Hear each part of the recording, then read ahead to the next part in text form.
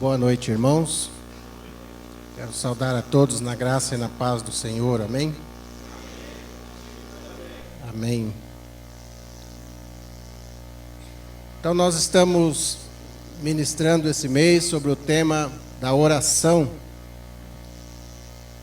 E hoje nós vamos falar um pouco, então, sobre a adoração como uma forma de oração. Vamos ver o que de fato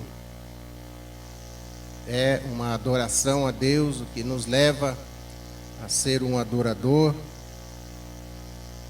e quais os princípios em que Deus quer ser adorado. Eu quero convidar os irmãos a abrir a Bíblia no livro de Salmos, Salmo 95. E eu quero falar da adoração hoje sobre o aspecto, ou sobre o ponto de vista de dois personagens bíblicos, um do Antigo, outro do Novo Testamento, que nos dão assim um exemplo de verdadeiros adoradores. Davi, o escritor da maioria dos salmos que estão na Bíblia. Muita gente às vezes nos pergunta, mas e Davi? Será que Davi teve salvação com tudo o que ele aprontou? Como que Davi é conhecido como um homem segundo o coração de Deus? Mas Davi foi um grande adorador. Davi, ele se conhecia, sabia de suas fraquezas, mas muito mais do que isso, ele conhecia a Deus. E ele sempre esteve na presença de Deus como um grande adorador. Por isso que ele é o homem segundo o coração de Deus. E o outro personagem do Novo Testamento é Paulo. O pastor falava aqui da transformação. O maior exemplo de transformação de vida nós podemos ver na vida do apóstolo Paulo. A maior satisfação de Paulo era poder tirar a vida de um cristão, até que ele teve o encontro com Cristo e teve a sua vida transformada. Vamos ler então o Salmo 95, diz assim: Vinde e cantemos ao Senhor com júbilo, celebremos o rochedo da nossa salvação, saiamos ao seu encontro com ações de graças, vitoriemo-los com salmos, porque o Senhor é o Deus supremo, e o grande Rei acima de todos os deuses. Nas suas mãos estão as profundezas da terra, as alturas dos montes lhe pertencem. Dele é o mar, pois ele o fez. Obra de suas mãos, os continentes. Vinde, adoremos, prostremos, ajoelhemos diante do Senhor que nos criou. Ele é o nosso Deus e nós o povo do seu pasto, e ovelhas de sua mão. Hoje, se ouvires a sua voz, não endureçais o coração como em Meribá, como no dia de Massá no deserto. Quando vossos pais me tentaram, pondo-me à prova. Não obstante terem visto as minhas obras, durante 40 anos, estive desgostado com essa geração e disse: é povo de coração transviado, não conhece os meus caminhos. Por isso jurei a minha ira, não entrarão no meu descanso. Amém? Então esse salmo ele é muito rico dentro desse tema da adoração, porque ele nos mostra detalhadamente todos os passos que nós temos que dar em direção a Deus, se quisermos de fato sermos verdadeiros adoradores. ali no verso 6, ele diz: vinde, adoremos, prostremo-nos e ajoelhemo-nos diante do Senhor que nos criou. Ele é o nosso Deus e nós somos o povo do seu pasto. Então aqui Davi, ele coloca 3 verbos. E todos esses 3 verbos, eles têm o mesmo significado, que é de prostrar diante de Deus. Um judeu, ele só se prostrava diante de Deus. Então Davi, quando ele convoca o povo a adorar, ele diz: vinde e adoremos. Prostremo-nos e ajoelhemos diante do Senhor. Então, para o povo judeu, o ajoelhar e o prostrar era prostrar com o rosto em terra.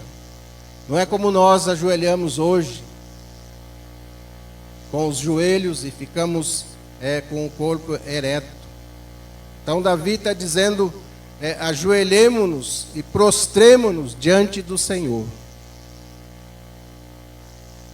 Então esse era um gesto de reconhecer toda a grandeza de Deus.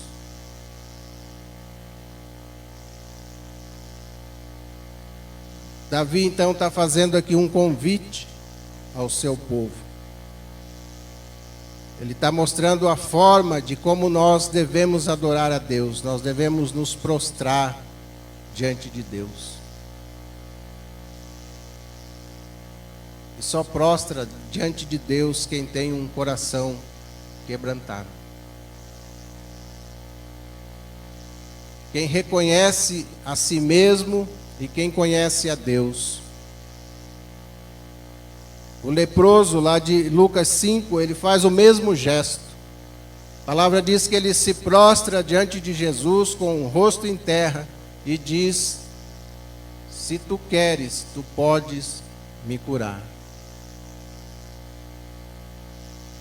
Esse também é um gesto de uma pessoa que reconhece e sabe quem ela é, mas também reconhece a soberania e a vontade de Deus. Então, adorar não é determinar a Deus o que Ele deve fazer, mas é reconhecer que o poder está com Ele, mas que Ele é soberano sobre todas as coisas. E o nosso papel é adorá-lo.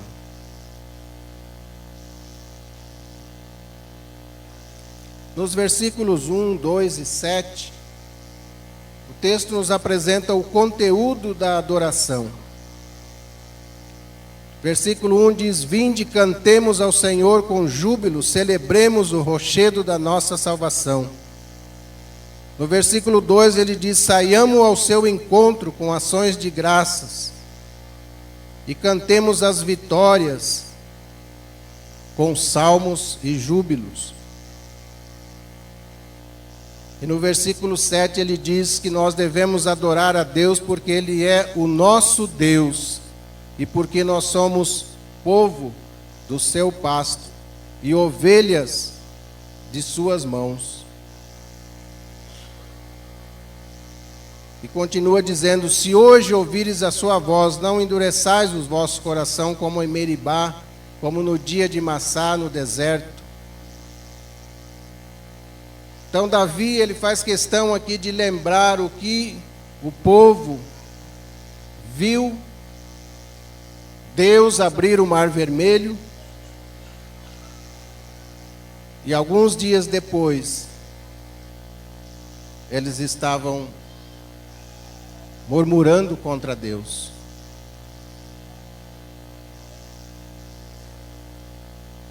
Então por isso que a gente às vezes diz, para adorar a Deus não importa a circunstância, não importa como nós estamos.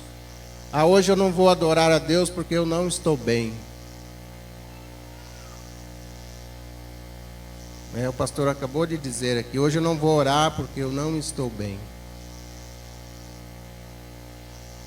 Então nós adoramos a Deus pelo que Ele é e não pelo que Ele faz ou deixa de fazer. Davi está dizendo que nós devemos adorar a Deus porque Ele é o nosso Deus e porque nós somos ovelhas de suas mãos. Essa é a única razão que nos leva a adorar a Deus.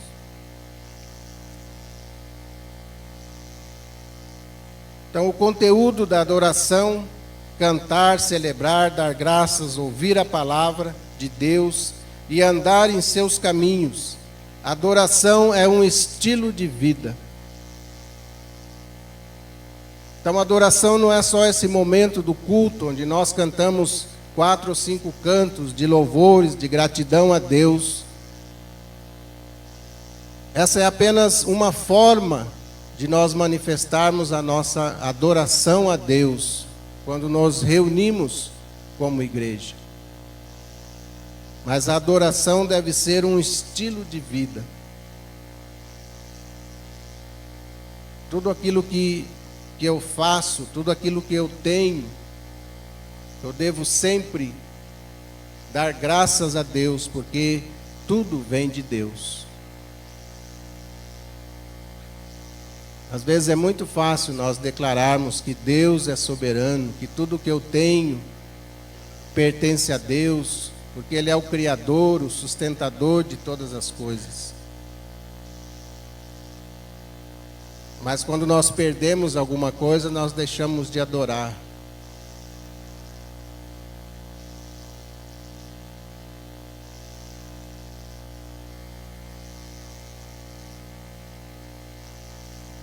E o Salmo continua, e nos versículos 1, 3, 4 e 7, nós temos a razão porque nós devemos adorar a Deus. Versículo 1 nós já lemos, diz: vinde, cantemos ao Senhor com júbilo e celebremos o rochedo da nossa salvação.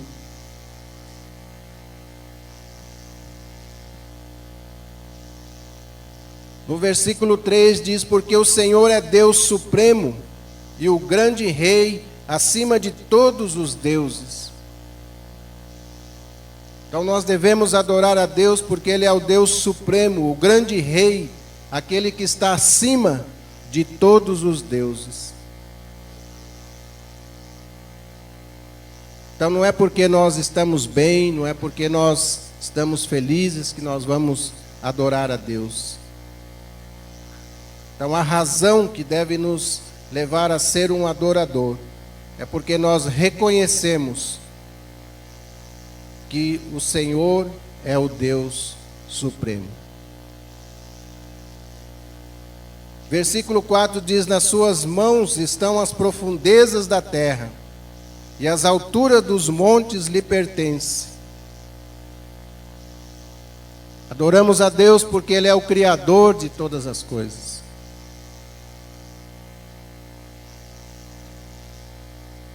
Versículo 7 diz: Ele é o nosso Deus e o nosso povo, e nós somos povo do seu pasto e ovelhas de suas mãos. Então nós adoramos a Deus pelo que Ele é. Em todas as circunstâncias de nossa vida, nós devemos adorar a Deus.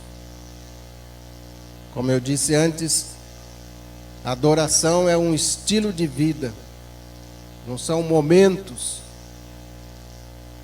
em que nós estamos reunidos como igreja, ou momentos em que nós estamos bem, mas em todos os momentos.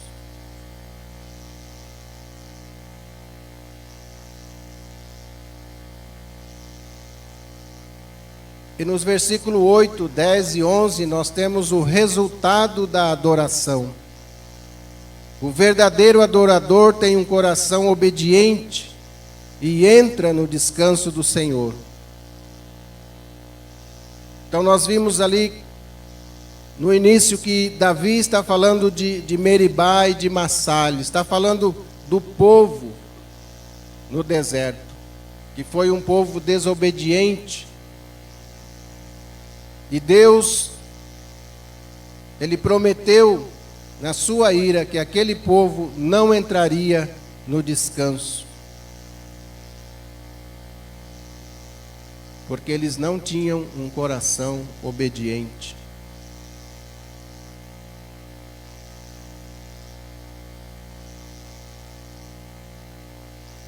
O profeta Isaías registra a queixa do Senhor. Isso está lá em Isaías capítulo 2, versículo 9 a 13. Diz: este povo se aproxima de mim e me honra com os lábios e a boca, mas o seu coração está longe de mim. Então, muitas vezes, quando nós estamos aqui cantando, louvando a Deus, nós corremos o risco de fazer o mesmo que esse povo de Israel fazia, que honrava a Deus com os seus lábios, com a sua boca, mas o seu coração estava longe de Deus.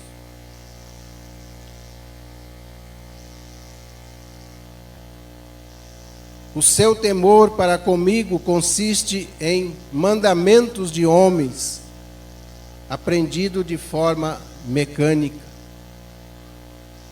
Então nós criamos às vezes várias formas de adoração. Nós criamos regras, criamos mandamentos, mas a verdadeira adoração, ela produz a obediência.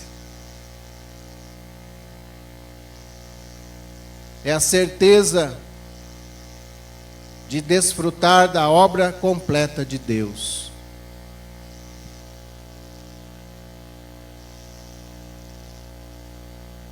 Então, o verdadeiro adorador é aquele que tem a adoração como um estilo de vida. Para o povo do Antigo Testamento, era prostrar diante de Deus, era reconhecer toda a soberania, toda a grandeza, todo o poder, toda a glória de Deus. E nós do Novo Testamento, nós temos motivos ainda maiores para adorar a Deus. Porque nós podemos, através de testemunhos, temos a certeza de que Cristo é o Deus feito homem que veio viver entre nós, que morreu por nós. E Paulo, então, lá no livro de Romanos, no capítulo 12,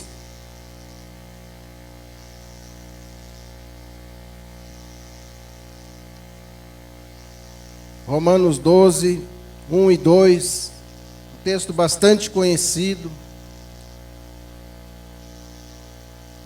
mas que também nos fala de como nós devemos adorar a Deus.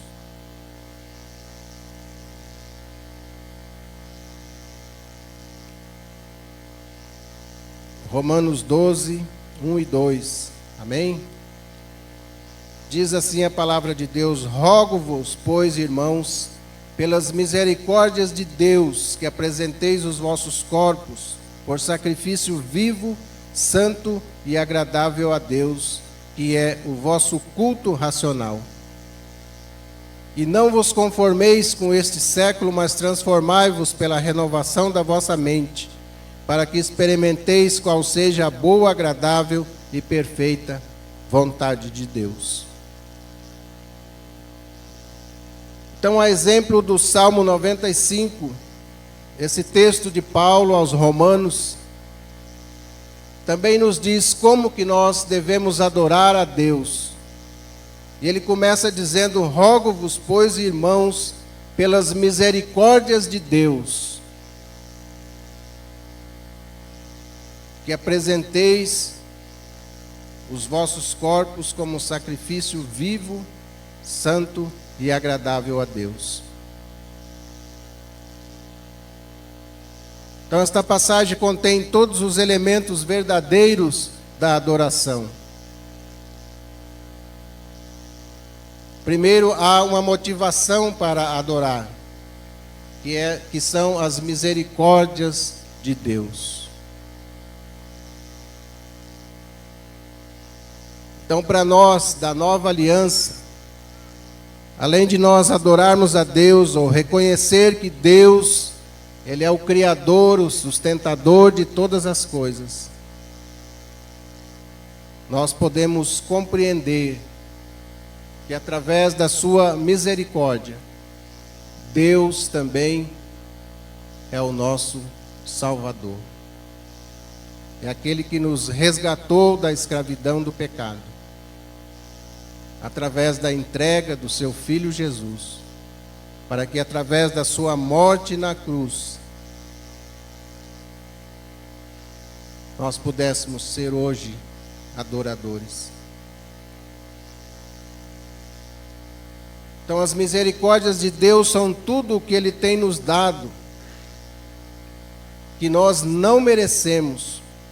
O amor eterno, a graça eterna, o Espírito Santo, a paz eterna, a alegria, a fé salvadora, conforto, força, sabedoria, esperança, paciência, bondade, honra, glória, justiça e segurança na vida eterna.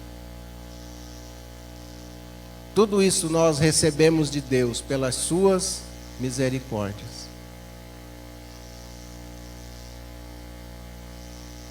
Não que nós fôssemos merecedores.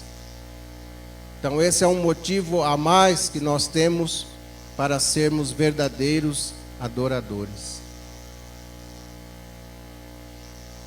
Nós recebemos tudo isso pela misericórdia de Deus.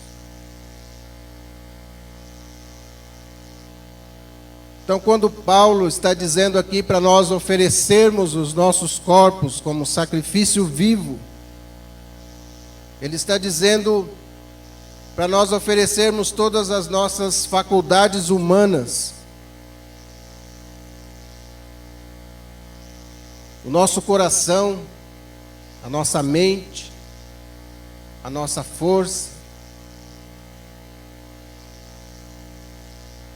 Esse texto está em concordância com quando Jesus faz a releitura dos 10 mandamentos. Ele diz: o primeiro, amarás o Senhor teu Deus de todo o teu coração, de toda a tua alma, com toda a tua força e com todo o teu entendimento. E o segundo, semelhante a esse, amarás ao teu próximo como a ti mesmo. Então, quando Paulo aqui está dizendo para nós oferecermos os nossos corpos como sacrifício vivo, ele está dizendo para nós oferecermos tudo aquilo que nós somos a Deus. E é isso que Deus está pedindo de nós. Quando Jesus diz: amarás o Senhor teu Deus de todo o teu coração, de toda a tua alma, de todo o teu entendimento e com todas as tuas forças.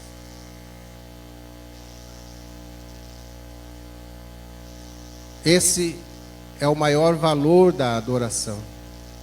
É nós abrirmos mão daquilo que nós somos para entregar nossas vidas nas mãos de Deus, para que Ele seja Senhor sobre nossas vidas. Então, quando nós tivermos a condição de fazermos isso, então nós podemos dizer que nós somos grandes adoradores.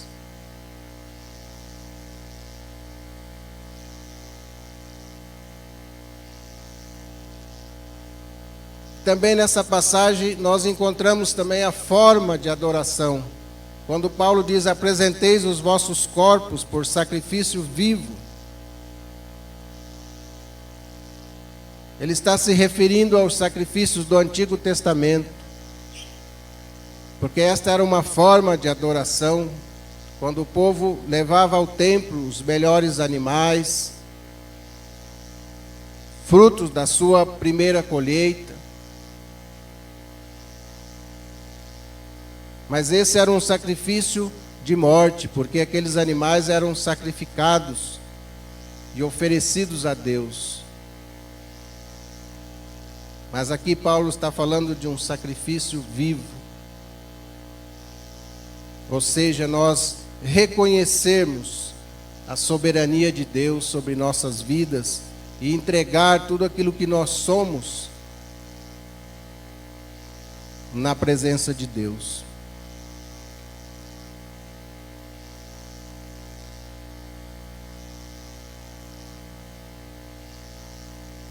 E ele continua dizendo: mas não vos conformeis com este século, mas transformai-vos pela renovação da vossa mente.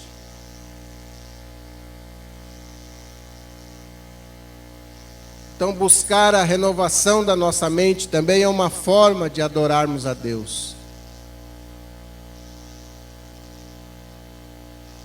E onde nós renovamos a nossa mente? Através do conhecimento da palavra de Deus.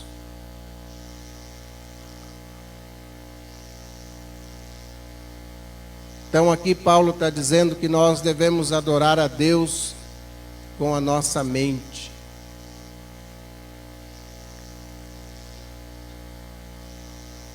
Lá em 1 Coríntios, no capítulo 2, versículo 16, Paulo diz que nós devemos ter a mente de Cristo. Ele não está dizendo para nós termos as emoções de Cristo, mas a mente de Cristo. Então, renovar a nossa mente é termos os mesmos pensamentos e as mesmas atitudes que Cristo teve quando andou aqui na terra.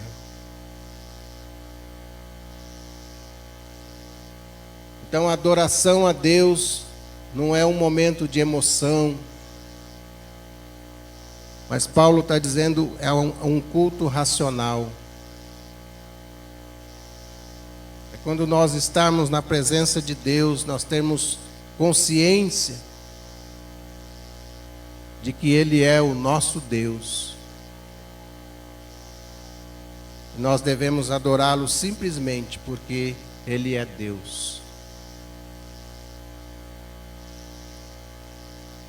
Quando Paulo diz aqui que nós devemos renovar a nossa mente para experimentar qual seja a boa, agradável e perfeita vontade de Deus. Então ele não está dizendo que a vontade de Deus ela é boa, perfeita e agradável à medida que nós o adoramos. É nós que temos que adorar a Deus para nós podermos experimentar a boa, perfeita e agradável vontade de Deus. Porque ela é boa, perfeita e agradável, independente de você e eu sermos ou não um adorador.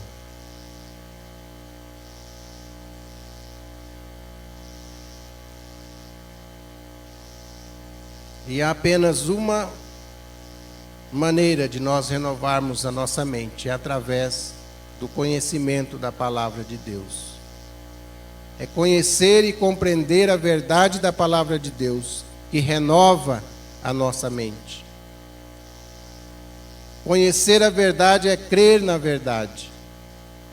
É manter a convicção sobre a verdade e amar a verdade naturalmente. Resultarão em uma verdadeira adoração espiritual.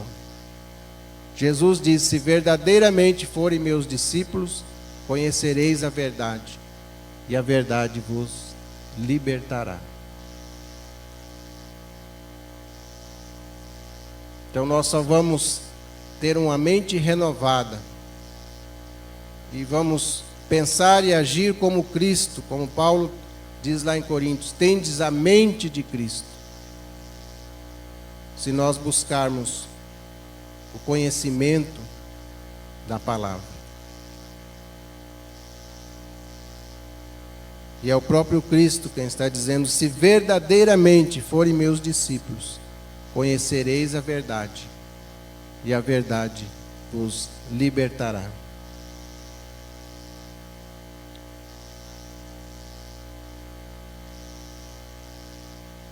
Então, a verdadeira adoração é nós termos um coração obediente. Este é o primeiro passo para nós sermos verdadeiros adoradores. É por isso que Davi, lá no seu salmo, ele faz questão de citar o povo de Israel, que assim que atravessaram o Mar Vermelho, dançaram com Miriam, festejaram, e alguns dias depois, esqueceram que sobre a vida deles estava o grande Deus, que tem o poder sobre tudo aquilo que Ele criou. Então, meus irmãos, não são milagres nas nossas vidas, não são aquilo que Deus faz, não são as curas, ou tudo mais que podemos receber de Deus, que vão fazer de nós verdadeiros adoradores.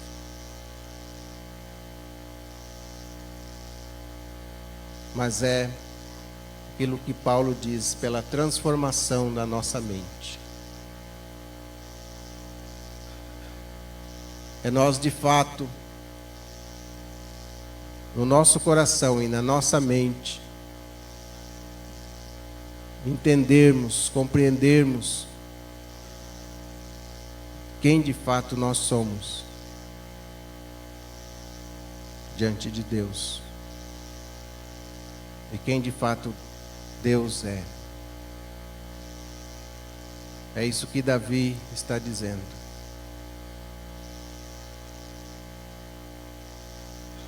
Nós só vamos nos prostrar diante de Deus quando de fato nós entendermos e reconhecermos que Ele é o Deus soberano,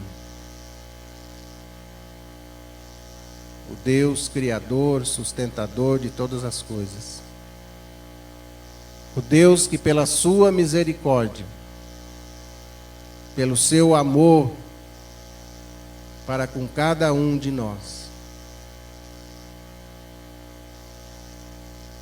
abriu mão do seu único filho, para que através da sua morte na cruz pudesse nos resgatar e fazer de nós um povo adorador. Então, adoração não é emoção. Esse momento em que nós estamos aqui louvando a Deus através dos nossos cantos, nós estamos apenas manifestando uma forma, uma maneira de adoração a Deus, louvando a Deus por aquilo que Ele é e por aquilo que Ele representa em nossas vidas. Mas a verdadeira adoração é quando nós conseguimos colocar a adoração como um estilo de vida, reconhecendo Deus em tudo aquilo que nós fazemos.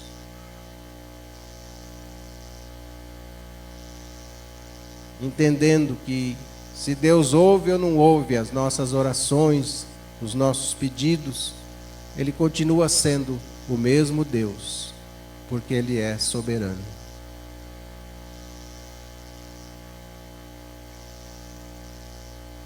E muita gente tem às vezes nos procurado, pedido como que a gente deve orar, como que deve ser a verdadeira oração.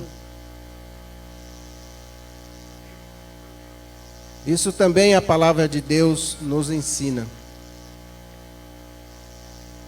Quando Jesus reúne os seus discípulos e faz ali a oração do Pai Nosso, Ele está dando um modelo de oração como adoração a Deus. Nós começamos a dizer: Pai Nosso que estás no céu, santificado seja o Teu nome. Venha o Teu reino, e seja feita a tua vontade,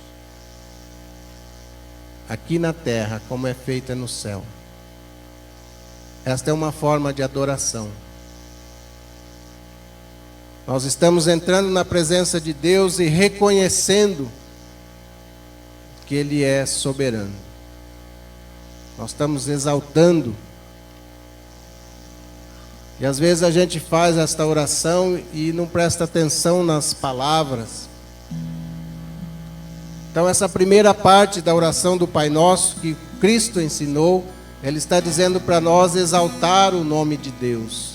Quando nós dizemos, seja feita a tua vontade aqui na terra, como é feita no céu. No céu a vontade de Deus se cumpre 100%. Os anjos adoram a Deus a todo tempo. A vida deles é uma vida de adoração. E nós estamos dizendo que a vontade de Deus seja feita aqui na terra, e ela será feita, e Deus será santificado. O mundo entenderá que Deus é santo, quando nós vivermos isso. É nós quem santificamos o nome de Deus aqui na terra, buscando ser santo. É nós que fazemos a vontade de Deus se realizar aqui na terra, quando nós o adoramos com as nossas atitudes, com a nossa vida.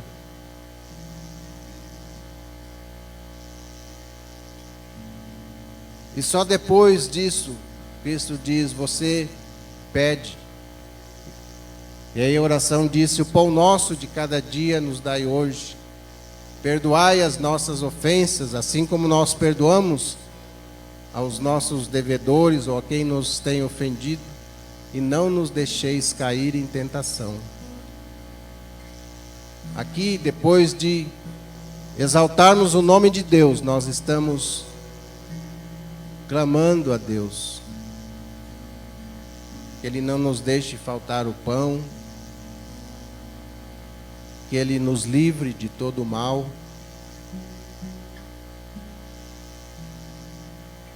E a oração do Pai Nosso se encerra com uma nova exaltação de adoração a Deus, dizendo, porque vosso é o reino, o poder e a glória para sempre. Então esse é o modelo de oração. Todas as vezes que você se prostrar diante de Deus para adorá-lo, ou para orar, siga esse modelo, exalte o nome de Deus, depois faça a sua súplica e termine novamente exaltando o nome de Deus.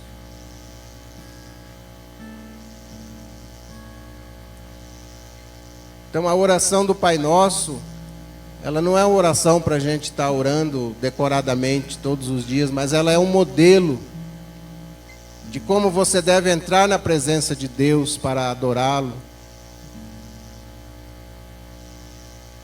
ou para suplicar alguma coisa. Então você tem que se prostrar, ou seja, colocar na sua posição, assim como fez aquele leproso, vivia num estado de miséria, mas ele se coloca e se prostra na presença de Cristo. Mas ele diz, se tu queres, tu podes me curar. Quando ele diz isso, ele está dizendo, eu sei quem tu és, Senhor. Eu sei que o poder do Espírito Santo está contigo. Eu sei que o Senhor pode dar ordem a essa lepra e eu posso ser curado. Mas ele diz, se tu queres. Porque ele reconhece também que a vontade de Deus, ela é soberana.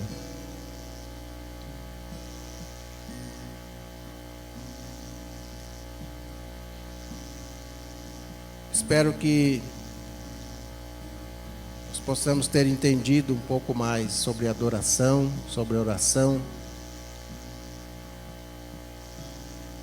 entendendo quem nós somos e quem Deus é. E a adoração a Deus, ela deve ser em qualquer circunstância. Porque Deus é Deus, ontem, hoje e o será, em todo o sempre. Imutável. E é assim que nós devemos adorar. Amém? Vamos ficar todos de pé.